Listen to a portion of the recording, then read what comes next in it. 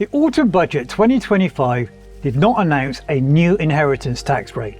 No big death tax, no dramatic headline, but here's the catch. You do not need a rate rise for families to pay more tax. You just need the rules to stay frozen while real life keeps getting more expensive. And that's exactly what this budget has doubled down on. So today, I want to walk you through what the Autumn Budget really means for your estate plan, why more ordinary families are being pulled into inheritance tax, and what you can do now to stop HMRC quietly becoming one of your main beneficiaries.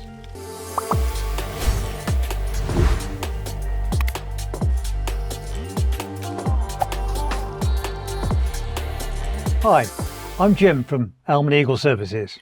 When a budget lands, it's easy to assume it's just background noise, especially if the headline tax rates look the same. But this Autumn Budget 2025 keeps quietly reshaping inheritance tax in ways that many families will only feel years from now. Now, this is a good moment to step back and see what has really changed and check that your plans still protect the people you want to look after. Let's start with the biggest estate planning takeaway from the Autumn Budget. The main inheritance tax allowances are still frozen.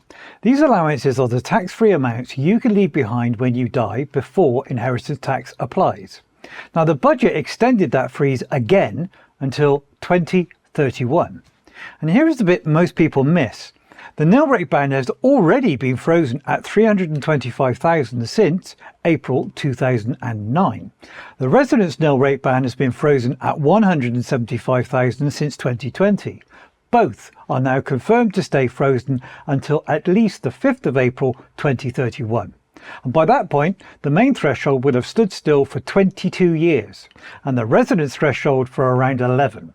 Why does that matter? Because while the allowances have stayed exactly where they are, your world hasn't. Since 2009, house prices in England and Wales have risen by roughly 80%, and the cost of living has gone up by roughly 60%. So even if you do not feel any wealthier day to day, your estate often looks much bigger on paper. And this is what professionals mean by fiscal drag. When the government freezes a tax threshold but prices and assets value keep rising, more ordinary families are pushed over the tax line each year. The rule looks unchanged. The rate stays at 40%, but the government's tax revenue grows quietly because more estates end up inside that net. This is why people call it a shadow tax. It raises money without the government ever having to say, hey, we're raising inheritance tax. Now to the change that could hit a lot of families hardest. The budget confirmed the detail of the reform coming in from the 6th of April 2027. Most unused pension funds and pension death benefits will be brought into the scope of inheritance tax, with death in service benefits remaining outside. For years, pensions were one of the most straightforward ways to pass wealth down, because they normally sat outside of your estate. That shelter is closing. The budget also confirmed a new process for executors. From 2027, executors will be responsible for reporting and paying any inheritance tax due, and they can instruct pension schemes to hold back part of that taxable pot to cover the bill. That might sound like a technical tweak, but it is actually a warning sign. You only need a system like this when pensions are being treated as part of that taxable estate, so it shows exactly where things are heading. So if you've been relying on your pension sitting outside of inheritance tax, it is worth reviewing that plan now rather than waiting for 2027. If you own a farm, a trading business or shares in one, this next part is important. Until recently, qualifying farms and trading businesses could usually pass on death with 100% inheritance tax relief on their full value, meaning they often sat outside of inheritance tax altogether. From the 6th of April 2026, that full relief is being capped. The original proposal was to limit full relief to 1 million, but the final rules are more generous. You will now receive 100% relief on up to £2.5 million of qualifying farm and business assets. anything above that level will generally receive 50% relief, meaning only half of the excess value may be taxed. There is also a helpful change for couples. Any unused part of the £2.5 million allowance can transfer to a spouse or civil partner, even if the first death took place before April 2026. This means a couple could potentially pass on up to £5 million of qualifying assets with full relief. For many families, this significantly reduces the impact compared to the original £1 million cap. However, the allowance is fixed until the 5th of April 2031, so rising land and business values could still bring some estates into scope over time. If much of your family wealth is tied up in a business or farm, succession planning remains essential to make the most of all of these reliefs. This one is not an inheritance tax change on its own, but it can affect the size of estates over time. From the 6th of April 2027, the overall ISA allowance stays at £20,000 a year. But if you are under 65, you will only be able to put up to £12,000 of that into a cash ISA. The remaining £8,000 will have to go into stocks and shares ISAs or other investment ISAs. If you're 65 or over, you keep the full 20 grand cash ISA limit. And to stop people working around that new cap, transfers from stocks and shares ISAs into cash ISAs will no longer be allowed for under 65s. The message is clear: less cash saving, more investing. That matters for estate planning because investments usually have more growth potential than cash. Faster growth combined with frozen inheritance tax thresholds means more families could find their estates pulled into inheritance tax in the future, even if their day-to-day life doesn't feel very different. It's also worth saying this plainly: investing brings risk as well as potential growth. Values can go down as well as up, but the policy nudge is towards higher growth vehicles, and that can increase the chance of IHT becoming an issue for more ordinary families over time. Step back and look at the shape of it. The headline inheritance tax rate has not moved. The government can say, hey, we didn't raise inheritance tax, but they have. The allowances have been frozen for over 15 years and extended that freeze again. Prepared pensions to be taxed inside estates from 2027. They've locked a hard cap onto the reliefs that protect farms and businesses. That is why inheritance tax receipts are at a record high and rising, without any headline rate increase.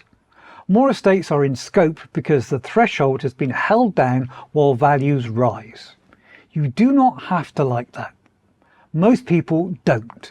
But if you do nothing, the rules do what they're designed to do, and a bigger slice of your estate ends up with HMRC by default. So what are the practical takeaways after this particular budget? First, get a sense of whether inheritance tax could be on the horizon for you. Start by adding up the value of your home, savings, investments, pensions and any other business or farm assets.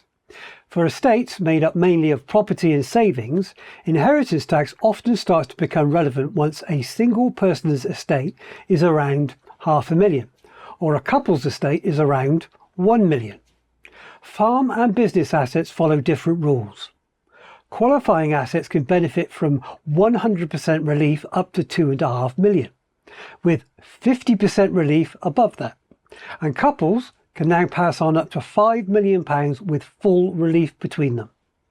The important point is that both the value and the type of assets you own matter. Second, review your will. Does it still reflect who you want to benefit? And does it match what you own now? If your property has grown in value, your family dynamics have changed, or you now own shares or a business, a will from years ago may no longer fit properly. Third, bring pensions into your plan. Check your nomination or expression of wish forms and make sure they name the right people. And think about how the pension should sit alongside the rest of your estate. Fourth, consider lifetime gifting. But please get proper advice before you start. The rules are detailed and easy to get wrong. So speak to a professional you trust first. With the right guidance, you can then make use of the tax-free allowances that may apply, like the annual allowance, small gifts, wedding or civil partnership gifts, gifts between spouses or civil partners, gifts to charity and regular gifts out of surplus income. Anything outside those allowances may fall under the 7-year rule, and that rule is often misunderstood. Before you rely on it, make sure you fully understand what counts as a gift, how the 7 years are measured, and when a gift can still be taxed or pulled back into your estate. For a deeper look at the 7-year rule and lifetime gifting, we have a video dedicated to the subject linked in the description below. Finally, act sooner rather than later. With thresholds frozen and values rising, estates tend to drift into inheritance tax over time. Reviewing things now gives you more choices, more flexibility, and a better chance of keeping more of your hard-earned money with the people you love. Let's face it, nobody enjoys paying tax. Most people feel they've already paid plenty over their lifetime, and they simply want what is left to go to the people they love. The rules are not getting kinder, and the autumn budget 2025 makes that direction clearer than ever. The real question is whether you plan around those rules now or let them catch your family later.